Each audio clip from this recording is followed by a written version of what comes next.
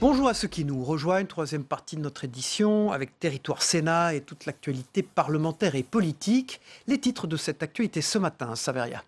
Bonjour à tous. Gérard Larcher lance son tour de France des territoires. Objectif rassembler la droite et le centre en vue des municipales.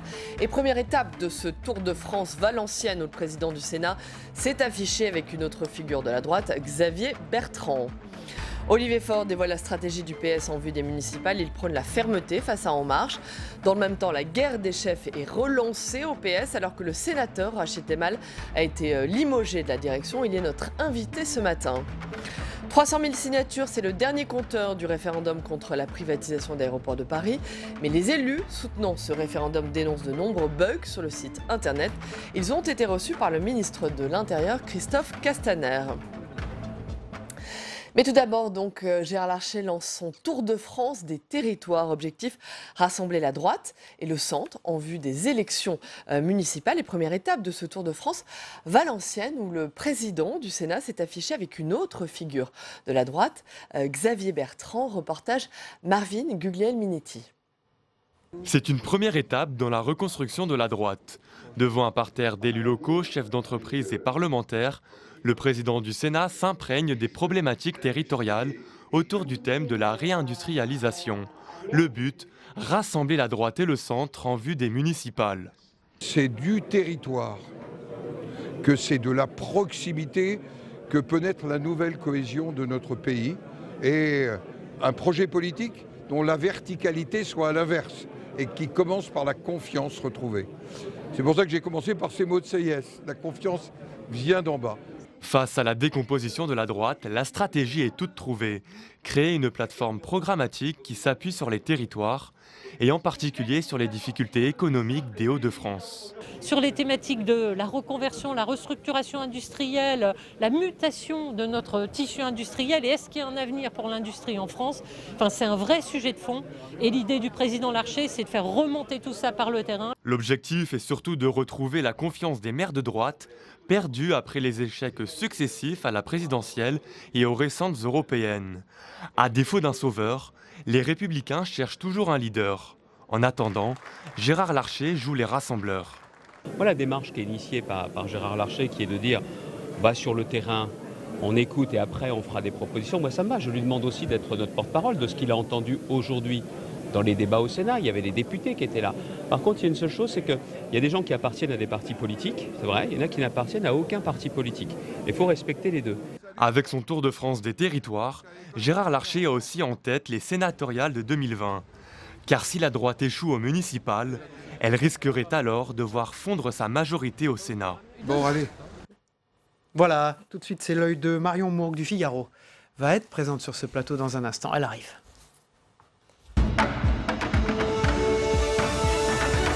Bonjour Marion Mourgue, Bonjour. du Figaro, journaliste politique, merci d'être avec nous. Bonjour Marion, merci d'être avec nous. Gérard Larcher a donc lancé vendredi son tour de France des territoires. On vient de voir un reportage à Valenciennes. Objectif, rassembler la droite, rassembler le centre. Que cherche à faire, ou plutôt à empêcher Gérard Larcher? Est-ce qu'il cherche à empêcher une hémorragie des troupes de droite vers la République en marche? Oui, il y avait un peu le feu au lendemain des européennes, il faut le dire. Il y avait un certain nombre d'appels de En Marche pour que les élus LR les rejoignent et on en a vu certains avoir envie de franchir le Rubicon. Donc il y avait cette volonté de Gérard Larcher de retenir les troupes et puis de réussir à remettre aussi tout le monde autour de la table, ce qui n'était pas une mince affaire depuis quelques années au sein des Républicains. Donc il y a aussi cette entreprise de dialogue. Vous étiez sur place, comment ça s'est Vendredi. passé? Il y avait finalement pas mal de monde. Quels sont les rapports en fait? Racontez-nous un peu quels sont les rapports entre ce que vous avez senti entre Xavier Bertrand et Gérard Larcher. Déjà, il y avait pas mal de monde sur place, donc tout le monde avait envie de ce rendez-vous.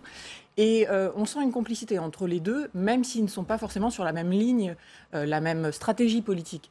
Mais ils s'entendent bien et ils se sont vus sur plusieurs jours, parce que Gérard Larcher est arrivé dès jeudi soir et Xavier Bertrand était là aussi. Donc il y a une même manière aussi de faire un peu de la politique dans l'écoute et dans le contact avec les citoyens directs sur le terrain.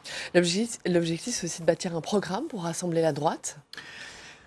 C'est là où il y a peut-être une différence de stratégie entre Gérard Larcher et Xavier Bertrand. C'est-à-dire que Gérard Larcher, pour l'instant, la première étape, c'est les municipales. Et puis, il verra après ce que ça peut donner, parce qu'après, il y aura les sénatoriales, etc. Il n'est pas encore dans l'idée de bâtir un projet pour 2022. C'est là où peut-être que Xavier Bertrand voit plus loin. Alors, précisément, Xavier Bertrand, quelle partition joue-t-il ? Il joue la sienne. Déjà, il fait partie des ténors qui pourraient être appelés à jouer un rôle en 2022. Mais il a une stratégie à l'inverse de ceux qui sont encore au sein des Républicains, qui est d'élargir la droite et le centre, et même au-delà. C'est-à-dire qu'à Valenciennes, il faisait référence à ceux qui, dans la salle, n'étaient pas de droite. Certains pouvaient être de gauche ou même avoir un profil de syndicaliste. Donc on sent qu'il y a presque une stratégie à la En Marche. Alors, Marion, jeudi, il y a une autre figure tutélaire de la droite qui va faire beaucoup parler. C'est Nicolas Sarkozy qui publie un livre, Passion. Ce ne sont pas des mémoires, nous dit-on, mais plutôt un recueil de souvenirs. De quoi s'agit-il? Qu'est-ce qu'on sait de ce livre? Ce qu'on sait, c'est qu'il l'a rendu... il travaillait depuis plusieurs mois, c'est-à-dire qu'en janvier, il travaillait déjà dessus, et puis il l'a rendu... On ne dirait pas de manière précipitée, mais il a accéléré son calendrier. Manifestement, il avait une raison particulière avancé. Non, il a l'air d'avoir avancé sur l'écriture. Et là, c'est un récit qui s'arrêtera en 2007, c'est-à-dire au moment de la conquête et de l'entrée à l'Élysée. Donc c'est un récit sur son parcours, les années du RPR, ses combats politiques, écrit à la première personne. Le calendrier judiciaire à avoir avec ça ou pas? Manifestement non, parce qu'on sait que le temps de fabrication d'un livre est quand même assez long. Il faut envoyer la copie, relire, etc. Donc là, c'est un hasard, j'ai envie de dire, particulier. Est-ce qu'il faut y voir autre chose et peut-être le coup d'envoi d'une démarche plus ample, d'un retour sur la scène politique? Alors on voit toujours Nicolas Sarkozy comme l'éternel revenant. Il le dit, il affirme qu'il n'a pas envie, en tout cas il n'est pas dans cette idée de revenir, pas par le parti. Si les circonstances faisaient qu'un jour on l'appelait peut-être, mais il n'a pas l'air d'être aujourd'hui dans cet état d'esprit. Qu'est-ce qu'on sait du contenu de ce livre? Est-ce que vous avez eu peut-être des épreuves? Pas encore, le livre est très secret pour l'instant. Sous embargo, comme on dit. Sous embargo, exactement, jusqu'à jeudi en principe. Il fera une interview dans Le Point, mais ça se veut très personnel. Très personnel, c'est-à-dire des souvenirs politiques. C'est-à-dire des souvenirs politiques, c'est-à-dire aussi écrit à la première personne. Nicolas Sarkozy, quand il écrit un livre, il l'écrit à la plume, j'ai envie de dire, en stylo plume, sur son bureau, et puis ensuite c'est retapé. Donc il y a un vrai travail comme ça où il se met dans son œuvre. On sait qu'il est très vigilant sur notamment les chiffres de vente, qu'il appelle quotidiennement les éditeurs, voilà, pour savoir où en sont les ventes. Et manifestement, il y aura aussi des séances de dédicaces qui reprendront comme en 2016, qui est aussi pour lui un baromètre de sa relation avec les Français, de voir s'il y a du monde. Merci beaucoup Marion Mourgue. Merci Marion Mourgue. Et puis dans le reste de l'actualité, bien sûr, la suite de l'examen de la réforme de la fonction publique. Et les sénateurs ont adopté un amendement issu directement des préconisations de la commission d'enquête sur l'affaire Benalla, une mesure votée contre l'avis du gouvernement. Explication Flora Sauvage. C'est un amendement directement issu des préconisations de la commission d'enquête sur l'affaire Benalla. Il soumet à un avis obligatoire de la Haute Autorité de la transparence de la vie publique les nominations des collaborateurs du chef de l'État et les membres des cabinets ministériels. Dans l'hémicycle, Jérôme Durain a présenté l'amendement de Jean-Pierre Sueur, non sans faire preuve d'ironie. Je cherche toujours à comprendre ce qui a pu inspirer à notre collègue Jean-Pierre Sueur cet amendement. Donc je vous en lis l'objet. Cet amendement propose de soumettre les collaborateurs du président de la République et des membres de cabinet ministériel à un avis obligatoire de la Haute Autorité de la transparence de la vie publique lorsqu'ils créent une entreprise, en cas de départ vers le secteur privé à l'issue de leur fonction, avant leur entrée en fonction lorsqu'ils ont exercé dans le secteur privé au cours des 3 dernières années. Rétroporouflage, je pense que je trouverai un jour. Avis favorable de la Commission. Pour son rapporteur, cet amendement doit être adopté. Il s'agit d'une clarification nécessaire. C'est pour ces postes très sensibles, la saisine de la Haute Autorité doit être directe, sans marge d'appréciation de l'autorité hiérarchique. Et donc cet amendement s'inscrit dans les conclusions d'une commission d'enquête sénatoriale désormais célèbre sur les conditions dans lesquelles des personnes n'appartenant pas aux forces de sécurité intérieure ont pu ou peuvent être associées à l'exercice de leur mission de maintien de l'ordre et de protection des hautes personnalités. Le gouvernement émet un avis défavorable, en vain. Il nous paraît inutile à ce stade, mais je vais prendre un engagement suivant, de préciser que telle ou telle catégorie d'emploi, et en l'occurrence les collaborateurs du président de la République, seraient automatiquement concernés. Engagement est pris au banc, donc c'est un avis défavorable, vous l'avez compris, mais engagement est pris au banc que dans le décret d'application de cet article 16, les emplois de collaborateurs de cabinet ministériel et de collaborateurs du cabinet du président de la République seront soumis au contrôle systématique. Ça sera dans le décret d'application.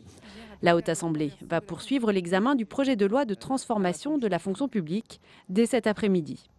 Voilà, on poursuit la revue de l'actualité parlementaire. On reçoit tout de suite un sénateur socialiste du Val d'Oise. C'est Rachid Temal qui est notre invité dans un instant. Oui. Bonjour Rachid Temal, sénateur socialiste du Val d'Oise. Tout à fait. Socialiste, bonjour, on va voir. Temal. Comment ? Encore socialiste ? Encore Toujours socialiste. socialiste. Toujours socialiste, vous publiez Moi, ce je suis matin. socialiste depuis que je me suis engagé en Nous allons politique. expliquer ce qu'il se passe à nos téléspectateurs. Vous publiez ce matin une lettre ouverte à Olivier Faure, le premier secrétaire du PS, une lettre assez violente. Qu'est-ce que vous reprochez au premier secrétaire du PS? Moi, je ne reproche rien au premier secrétaire. Je dis juste que dans notre parti, il faut du débat. Et je considère qu'après l'échec des européennes, il faut qu'on puisse redonner la parole aux militants pour réfléchir collectivement à ce qui s'est passé et ce que nous devons faire pour l'avenir, pour notre Que parti. lui reprochez-vous? Que s'est-il passé précisément? Vous avez été limogé de la direction du PS? Ah, mais ça, je veux dire, c'est un détail qui n'intéressera pas beaucoup de monde, et c'est normal. J'étais samedi à Belfort pour défendre, parce que ça me paraît beaucoup plus important, les salariés de General Electric, qui, je rappelle, au-delà de leur emploi, c'est une question de l'industrie française, de la souveraineté nationale française, et notamment de la transition écologique. Et donc, en rentrant, j'ai découvert que je n'étais plus membre de la direction, puisque le premier secrétaire a choisi de changer sa direction. C'est un fait, voilà. Là-dessus, je pense qu'il ne faut pas aller plus loin. Moi, ce qui m'intéresse, c'est le fond et les militants. Est-ce que vous, néanmoins, vous avez le sentiment de payer pour votre position aux européennes où vous aviez dénoncé le choix de Raphaël Glucksmann comme tête de liste? Je n'ai pas dénoncé un choix, j'ai proposé un autre choix. Vous ne l'avez pas soutenu? Non, que les choses soient claires. Dans les instances du parti, j'ai expliqué pendant très longtemps qu'il me fallait, à mon avis, plus important, qu'on fasse un choix d'une tête de liste socialiste. Olivier Faure aurait pu faire une excellente tête socialiste, dans une liste ouverte à d'autres formations politiques. Et nous rattacher également dans la campagne au Parti socialiste européen, qui, je rappelle, a été la deuxième force politique en Europe et a gagné dans plusieurs pays. Voilà ma stratégie. Elle n'a pas été adoptée par le Conseil national, donc j'ai fait campagne. Et j'ai fait campagne pour Raphaël Glucksmann et la liste qu'il tirait. Voilà. Je dis juste qu'une fois qu'on a fait ça, il faut en tirer des enseignements. Se dire pourquoi ça n'a pas fonctionné. Nous avons fait 6,1%. Et puis se dire, encore une fois, comment on reconstruit le socialisme de demain. Parce que moi, je considère qu'aujourd'hui, l'essentiel, c'est de faire en sorte que des ouvriers, des salariés, des employés, des fonctionnaires qui, avant, il y a longtemps, pensaient que le Parti socialiste était un parti pour de leur espoir. Comment on redevient ce parti qui rassemble et qui permet à chacun de vivre mieux. Voilà l'enjeu. Moi, je suis sur un terrain totalement politique. Et donc, je suis socialiste. Je vais continuer à soutenir les collègues, les camarades socialistes partout en France dès qu'ils le souhaitent. Plusieurs m'ont déjà proposé de venir, je viendrai. Moi, je m'inscris dans la famille socialiste. J'ai eu à diriger ce parti. Et je crois dans une des pires périodes. Je crois avec d'autres, j'ai participé à sauver le Parti socialiste, politiquement et financièrement. Donc moi, le débat sur PS, pas PS, ne me concerne absolument pas. Néanmoins, vous dites dans votre lettre, vous dites défendre l'intérêt général de votre famille politique. Vous pensez vraiment qu'après la débâcle justement du Parti aux européennes, cette stratégie de l'attaque, de s'en prendre nommément à Olivier Faure, est-ce que c'est la bonne stratégie? Est-ce que c'est judicieux? Non, je ne m'attaque à personne. Encore une fois, je ne fais que répondre à une situation où quand je suis à Belfort avec des salariés, avec toute la gauche réunie, je découvre par des bruits de couloir que j'ai été évincé. Mais c'est pas grave. Moi, encore une fois, c'est pas ça. Moi, je travaille sur le fond. Par exemple, moi, je rappelle, il y a quelques semaines, avec d'autres camarades, notamment Thierry Ocre, à Arras dans le Nord, nous avons travaillé. Il y avait de nombreux militants sur la question du progressisme. Nous allons travailler à partir du mois de septembre également sur la question de la rupture entre le Parti socialiste et les classes populaires. Vous voyez, moi, je ne suis que sur le fond. Alors, parlons et je travaille. Parlons du fond. Olivier Faure a dévoilé la stratégie du parti en vue des élections municipales. Aucune alliance avec des élus soutenant la politique du gouvernement. Est-ce que vous êtes, j'imagine, d'accord avec cette stratégie pour les municipales? Pas d'alliance avec En Marche. Mais moi, je ne suis pas pour une alliance. Je dis juste, je ne pense pas qu'il faille d'alliance avec En Marche. Mais encore une fois, on démarre notre campagne. Au lieu de dire voilà ce que nous savons faire dans les collectivités, et quand vous regardez ce que font les maires, il y a beaucoup d'innovations, de politiques publiques utiles. Au lieu de commencer par le fond, par cela, on dit d'abord on ne veut pas avec qui ou avec quoi. C'est pas ça la question. C'est encore une fois le choix de l'exclusion. Non, mais c'est pas le problème de l'exclusion. Je crois que pour les militants, en tout cas pour ceux que je connais, pour ceux qui militent, leur question à eux, c'est d'avoir d'abord une liste, un programme qui soit en adéquation avec leur ville, en résonance. Donc je pense que le parti doit plutôt aider là-dessus. Pour finir sur ce sujet, le 17 juillet, pour le pot de fin de session des sénateurs socialistes, on attend des invités un peu particuliers, Olivier Faure, Bernard Cazeneuve et François Hollande. Première fois que toutes les figures socialistes seront réunies. C'est l'image d'une unité retrouvée que veut donner le parti. Je crois qu'au Sénat, nous sommes 72 sénateurs et sénatrices socialistes. C'est le plus gros groupe parlementaire socialiste.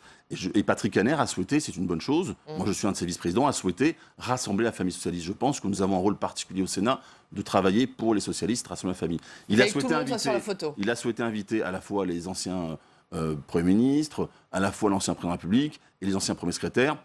Et l'actuel premier secrétaire, moi je trouve que c'est plutôt bien et c'est plutôt sain. Et moi je suis pour l'union de la famille socialiste. Vous voyez, moi je suis pour rassembler, pas pour exclure. Voilà, c'est moi. Bernard Cazeneuve, ancien Premier ministre, est-ce qu'il est à même de rassembler la gauche? On en entend beaucoup parler en ce moment. On parle d'un retour. Bernard Cazeneuve, incontestablement, c'est un homme d'État qui a une capacité à fédérer. Il l'a dit lui-même, je crois, dans un article hier, qu'il travaille sur le fond et que c'est là-dessus qu'il se positionnera. Moi, je ne peux que saluer ces démarches-là. Vous pouvez le soutenir? Encore une fois, il le dit lui-même qu'il va produire. Donc moi, je dis l'homme d'État, oui, et il dit lui-même qu'il va produire du fond. Donc moi, j'attends avec impatience, effectivement, ce qu'il va le proposer. Parce que ce qui compte aujourd'hui, encore une fois, c'est donner une perspective, de dire qu'effectivement, dans ce moment-là, où vous avez l'extrême droite hyper puissante, où vous avez un pouvoir qui, quand même, dérive à droite avec ses projets de loi, il faut que je pense que pour la gauche, pour les Français, une gauche qui dise, voilà, nous sommes en capacité de diriger ce pays et de proposer un autre chemin. Il faut retrouver le chemin de l'espérance. Et donc je crois que c'est le rôle historique aujourd'hui des socialistes et de l'ensemble de la gauche. Mais qui justement pour incarner cette future gauche dirigeante dont vous nous parlez? Moi, si je peux me permettre, c'est totalement... Je ne commencerai pas par là. Parce que si on commence par dire qui, on ne parle pas de pourquoi faire. Moi, je propose qu'on démarre par pourquoi faire. Moi, à la politique des logos qu'on additionne, je préfère la politique du frigo. C'est-à-dire comment on donne des réponses concrètes aux Français. Aujourd'hui, quand vous êtes jeune et que vous avez comme autre ambition de trouver un boulot, qu'est-ce qu'on peut proposer? Quand vous avez un couple de jeunes salariés qui essayent d'acheter une maison pour construire une famille, qu'est-ce qu'on leur propose? Vous voyez, on peut comme ça regarder les choses. C'est à mon avis comme ça qu'il faut repartir. Il faut repartir de nos valeurs et de propositions concrètes. Très bien. Après, il y a suffisamment de talent dans la famille socialiste et dans la gauche en général pour y arriver. Un tout autre sujet maintenant, le référendum sur la privatisation d'aéroports de Paris. 300 000 signatures, c'est le dernier compteur du RIP, mais les élus qui soutiennent ce référendum dénoncent de nombreux bugs sur le site internet. Ils ont été reçus par le ministre de l'Intérieur Christophe Castaner. C'est un reportage de Samia Dechier. Combien d'électeurs soutiendront le référendum d'initiative partagée contre la privatisation des aéroports de Paris ? 4,7 millions de signatures sont nécessaires. Le comptage indépendant réalisé par une association en dénombrait ce week-end plus de 250 000. Le gouvernement, lui, ne prévoit pour l'instant aucun compteur sur son site. Un site sur lequel le ministère de l'Intérieur ne communique pas, regrettent les partisans du référendum d'initiative partagée. Du côté du gouvernement, depuis une semaine, c'est silence radio. Comment comptez-vous élargir la communication au grand public ? Allez-vous organiser une grande campagne d'information civique ? Impossible pour le gouvernement d'organiser une telle campagne, rétorque Christophe Castaner, interpellé lors des questions au gouvernement. La loi ne l'a pas autorisé, tout comme elle n'a pas autorisé non plus le financement de partis politiques qui pourraient mener cette campagne-là. J'ai envoyé un télégramme à tous les préfets pour que chaque maire qui sollicite un agrément, entre guillemets agrément, puisse évidemment mettre ces outils en place. Si les parlementaires ont obtenu gain de cause sur le nombre de mairies habilitées à recueillir les signatures papier, ils continuent de dénoncer de nombreux bugs sur le site internet. Depuis une semaine que le recueil de signatures est lancé, nous sommes interpellés par de nombreux citoyens qui n'arrivent pas à signer sur la plateforme du ministère. Il existe donc une barrière technique pour signer et cette barrière-là, elle peut être facilement corrigée. Reçu la semaine dernière par Christophe Castaner, les parlementaires opposés à la privatisation des aéroports ont demandé une refonte du site internet et la création d'un comité de suivi. Le ministère de l'Intérieur n'a pas encore donné suite. Rachid Temal, le RIP, c'est dans votre département, le Val d'Oise. Est-ce qu'il y a un problème avec ce site qui recueille les signatures? Est-ce qu'il y a une stratégie d'empêchement du gouvernement? Moi, je ne sais pas s'il y a une stratégie d'empêchement. Ce que je constate, c'est qu'aujourd'hui, on est tous contactés par des citoyens qui n'arrivent pas à pouvoir déposer leur signature, qui n'y arrivent pas. Ils y essayent, ça prend du temps. Bon, c'est quand même... Moi, j'avais compris que pour le grand débat, le gouvernement a mis 12 millions d'euros sur la table et fait un site qui, quasiment en temps réel, vous donnait un certain nombre d'informations. Là, pour le RIP sur l'avenir d'Aéroports de Paris, une question fondamentale, eh ben, on a l'impression que c'est plutôt un Minitel. Par exemple, je vous donne un exemple concret. Est-ce que c'est délibéré de la part du gouvernement? Moi, je ne fais pas de procès intention, je fais juste un constat. Aujourd'hui, le site ne fonctionne pas. Il ne fonctionne pas. Vous donniez le chiffre de 300 000. Vous savez que 300 000, c'est pas celui d'aujourd'hui, puisqu'il faut attendre quasiment 5 jours. C'est-à-dire que vous avez aujourd'hui... C'est-à-dire qu'on était à 250 000 en fin de semaine dernière et on devrait attendre... Oui, mais tout le monde dit, mais pourquoi le gouvernement, c'est ce qu'on demande, ne mette pas sur son site, refondé, je l'espère, juste le nombre de signatures qui rentrent. C'est quand même assez fantastique. Nous demandons également que, par exemple, il y ait aussi, moi c'est une demande que j'ai faite, qu'il y ait aussi des clips d'information, comme le fait le gouvernement, sur des campagnes de santé publique, sur des campagnes civiques, qu'ils mettent aussi l'existence de ce site. Oui, il y a des choses comme ça. La question, c'est est-ce que, oui ou non, on donne aux Français la possibilité de choisir l'avenir d'Aéroports de Paris et derrière cela, quelque part, d'une question de service public et de politique industrielle. Et je pense que c'est fondamental. Donc il faut que le gouvernement maintenant s'y mette vraiment et joue le jeu. Pour terminer, il faut 17 000 signatures par jour en 9 mois. 17 000 signatures par jour en 9 mois. Ça paraît impossible. Ah, moi, je pense qu'on peut y arriver parce que, regardez, si vous avez les 300 000, si chacun va chercher 20 personnes dans sa famille, chez ses amis, ses collègues, ses voisins, 20 personnes. Nous y arrivons. 20 personnes. Donc j'invite les uns les autres, tous ceux qui ont signé, ce que j'ai essayé de faire dès ce week-end moi aussi, autour de moi, de dire as-tu signé, il faudrait signer, d'expliquer le pourquoi, et on va y arriver. Un compteur à suivre en tout cas, merci. Voilà, Rachid Temal, les sénateurs socialistes du Val d'Oise, un projet de forêt magique dans le Val d'Oise, la forêt de Pierre-les-Bessancourt. C'est transformer une plaine maraîchère qui est souillée par des métaux lourds en forêt luxuriante. L'horizon, c'est 2030. Ce qui est en cause, c'est l'épandage des eaux usées de la ville de Paris, qui sont pendant un siècle. Voilà, pendant un siècle. Et c'est 1350 hectares donc, qui vont être réparés, 1 million d'arbres qui vont être plantés. C'est formidable, ça, dans votre département. C'est formidable. Moi, j'ai été avec d'autres à l'initiative à l'époque, quand j'étais élu local de ce projet-là. Vous avez une grande plaine, effectivement, qui est polluée. Et nous souhaitons faire un lieu de rassemblement pour les familles et un poumon vert. Parce que dans ce département, il y a un aéroport Roissy. On souhaite faire une forêt. Je rappelle que ce sera en Ile-de-France la première forêt humaine de cette dimension-là depuis Colbert. Donc, je pense que c'est essentiel. C'est un projet d'avenir. Qu'est-ce que c'est une forêt humaine ? En tout cas plantée par les hommes. Et donc, moi, je trouve que c'est un projet extraordinaire pour le Val d'Oise. 50 hectares, c'est énorme. Mais parce que le Val d'Oise, je vous le dis, c'est une mini-France. C'est le plus beau département de France. C'est là où je suis né. Je peux vous assurer que c'est magnifique. Et donc, moi, je soutiens ce projet-là. J'ai vu ça. Ah oui, on le soutient depuis le début. La forêt de Pierre-les-Bessancourt. Tout à fait. C'est la plaine et on va en faire une forêt et un lieu de rassemblement pour les familles et un poumon vert extraordinaire pour... On participera, nous aussi, au développement durable. Nous terminerons là-dessus. Super projet, Merci la beaucoup. forêt magique. Merci. Merci. On passe à l'agenda. Oui, les temps forts cette semaine. Demain, dès 14h30, il faudra suivre, bien sûr, la suite de l'examen du projet de loi de la réforme de la fonction publique des sénateurs. Les sénateurs ont notamment validé la semaine dernière une des mesures phares du texte, qui est le recours accru aux contractuels. Demain, toujours 16h45, la séance de questions d'actualité au gouvernement. Et puis jeudi à 11h30, Hervé Moret, le président de la mission d'information sur la sécurité des ponts, présentera ses conclusions à la suite de l'effondrement du pont Morandi de Gênes. Le Sénat a mis en place une mission sur la sécurité des ponts. Dans son rapport, les sénateurs tracent un bilan inquiétant de l'état des ponts français. Merci Saveria pour l'agenda. On passe tout de suite aux revues de la presse quotidienne régionale, revue d'actualité. Dans un instant.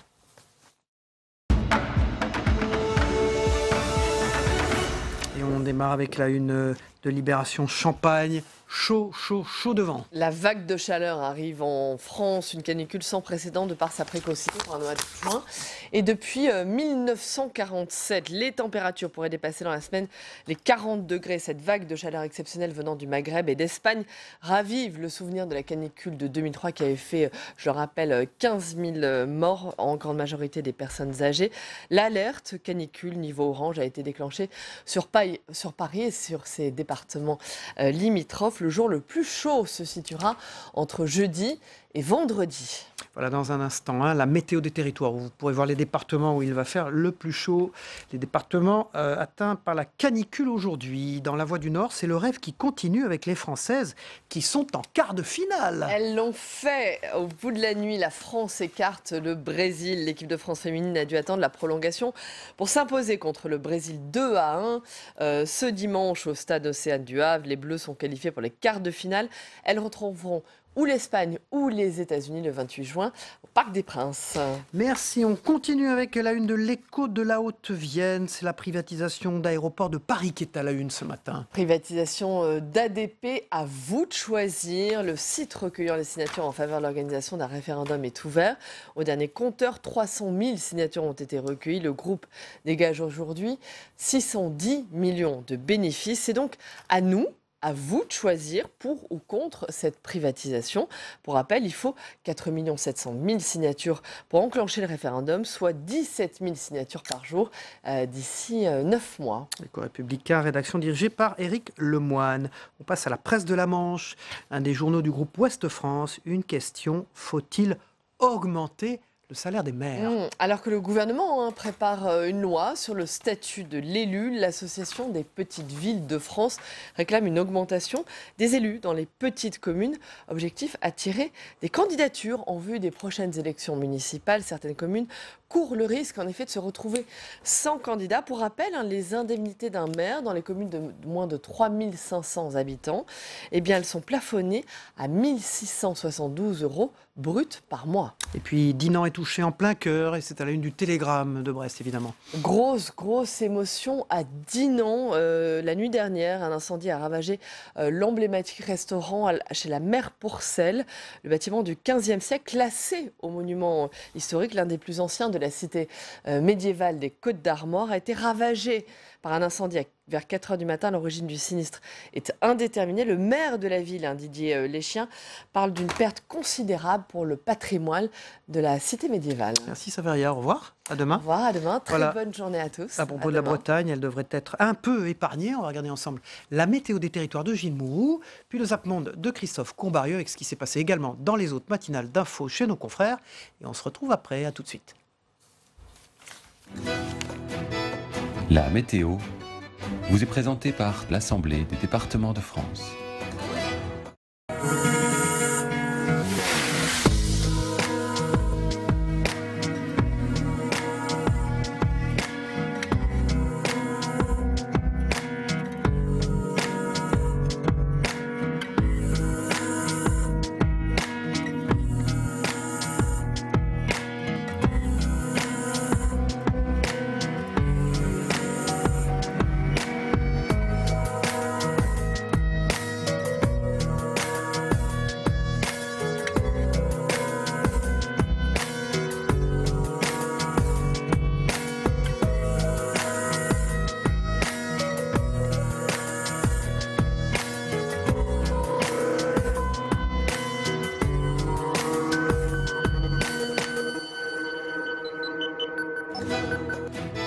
C'était la météo avec l'Assemblée des départements de France.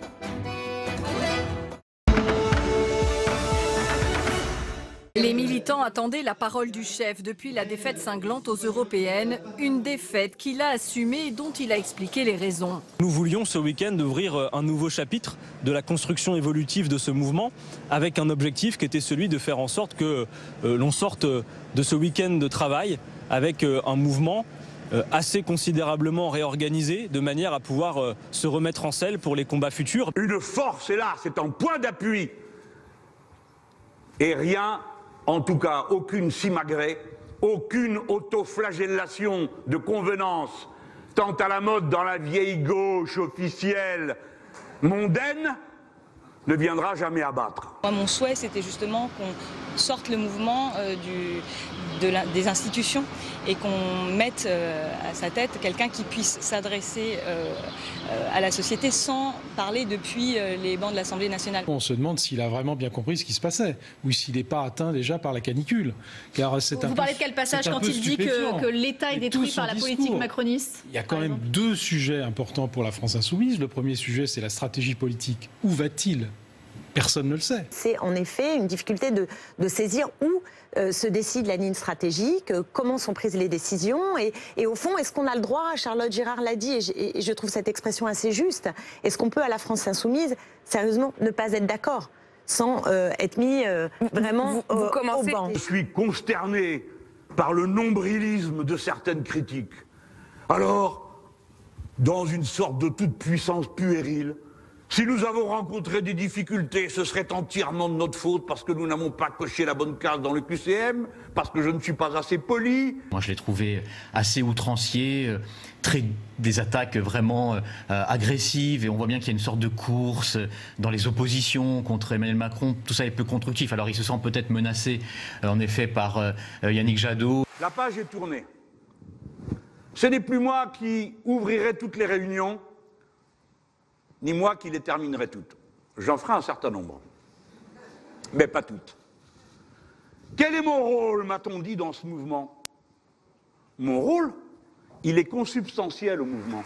Je pense que dans une formation politique, il est normal qu'après un échec électoral, il y ait une discussion sur la ligne, sur l'orientation et sur le mode de fonctionnement. C'est quand même le minimum qu'on puisse attendre dans une organisation politique. Voilà le Zap Matin de Christophe Combarieux. Demain, Agnès Pannier-Runacher, la secrétaire d'État auprès du ministre de l'économie et des Finances à Bercy, sera notre invité politique. D'ici là, passez une très bonne journée, protégez-vous de la canicule et merci de votre fidélité. On se retrouve demain, bien sûr. Au revoir.